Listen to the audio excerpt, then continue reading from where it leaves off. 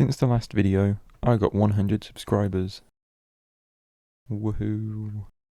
Also, I have made some big progress on my game. However, this is more of a lore video. But before I get into that, I need to give some updates on some things that I've done since then. Since the last video, I have added a new character.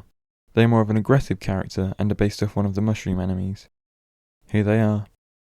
They have a flamethrower, which is a quick, low-damaging weapon. However, to balance it out, the weapon overheats after around 5 seconds of continuous use of the weapon. Their ability is a spore explosion that deals more damage the lower the health of the player is, so it gives it a more risk-reward element. After this, I added some currency to the game, which is given to the player upon killing enemies. Not too much currency will be given to the player, however, because I want it to be a resource that they'll have to balance the use of. And if you couldn't tell, they are these tiny mushrooms that are flying out the enemies upon being defeated. And finally, for the updates that I want to tell you about. Because of the currency, I did a small rework of the HUD, making it feel more open.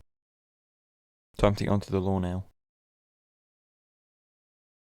This is the hub of the game, and where you would start every run.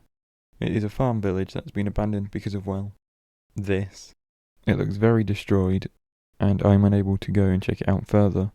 Yeah, I'd live here as well. Let's go down to the next area. This is the mushroom fields. It used to be the best place for farmers to farm.